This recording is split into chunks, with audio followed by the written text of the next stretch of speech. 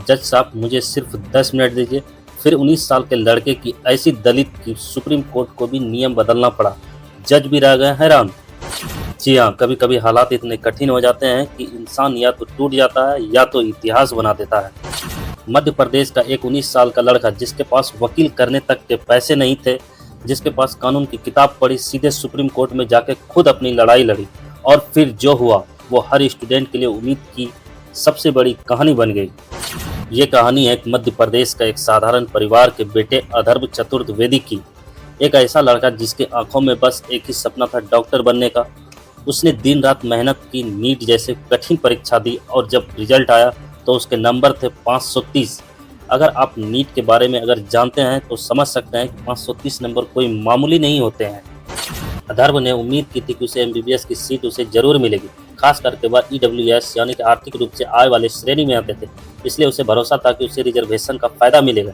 लेकिन यहीं से शुरू होती है उसकी असली परीक्षा।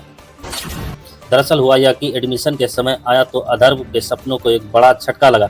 उसे बताया गया कि राज्य सरकार की अधिसूचना अनियमित नोटिफिकेशन देर से जारी हुई है और इसी वजह से उसकी ईडब्ल्यूएस कोटा का लाभ नहीं मिल सकता है। अब जरा सोचिए कि जिस लड़के ने मेहनत करके अच्छे नंबर लाए थे, जिसे सिस्टम से सपोर्ट मिलना चाहिए था, तो उसे सिस्टम के देरी उसके सपनों के रास्ते में दीवार बन के खड़ी होगी। और यहाँ होता है ज़्यादातर लोग हार मान लेते हैं, लेकिन अथर्व ने हार मानने से इनकार कर दिया।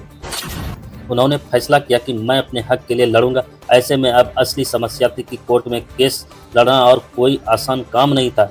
इसीलिए चाहते होंगे कि महंगे वकील करना पड़ेगा, लंबा खर्च और कानूनी कार्रवाई, बहुत सारे प्रोसेस होते हैं। अथर्व के पास इनमें से कुछ भी नहीं था, ना पैसे ना वकील था तो सिर्फ मजबूत इरादे। और इसी को देखते हुए अथर्व ने एक फैसला लिया जो हर किसी के बस की बात नहीं है।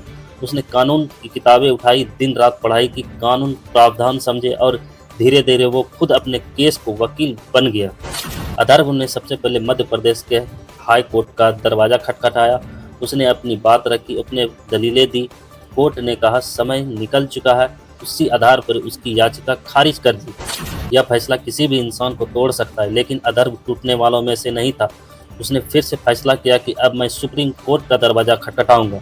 जनवरी 2025 में अथर्व ने सुप्रीम कोर्ट में नई याचिका दाखिल की। इस बार उसकी तैयारी बड़ी जोर शोर से थी। उसने हर एक कानूनी पहल को समझकर तर्क की तैयारी की और फिर आया 10 फरवरी, जब सुप्रीम कोर्ट में उसकी सुनवाई हुई। जस्टिस सूर्यकांत बैच के सामने एक 19 साल का लड़का खड़ा था, वो भी बिना वकील के। जब उसने बोलने का मौका मिला तब उसने मुझे सिर्फ 10 मिनट दीजिए और फिर उसने जो दलीलें दी हर किसी के सोचने पर मजबूर कर दिया।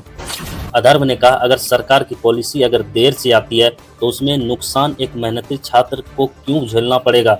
मैंने मेहनत की है, परीक्षा पास की है, मुझे मेरा हक क्यों नहीं मिल रहा है। सुप्रीम कोर्ट ने अथर्व की हर एक बात को ध्यान से सुनी और उसकी दलितों को सराहा। फिर आया वो पल जिसमें इंतजार था। सुप्रीम कोर्ट ने संविधान अनुच्छेद 142 का इस्तेमाल किया और आदेश दिया कि अथर्व को प्रोविजनल एमबीबीएस में एडमिशन दिया जाए, यानी 7 दिन के अंदर कॉलेज आवंटित किया जाए और मेडिकल राज्य सरकार तुरंत कार्रवाई करे। कोर्ट ने साफ कहा देरी का दोष एक छात्र पर नहीं डाला जा सकता है। अगर सिस्टम में कमी है तो उसका खामियाजा एक योग्य छात्र को नहीं भुगतना चाहिए।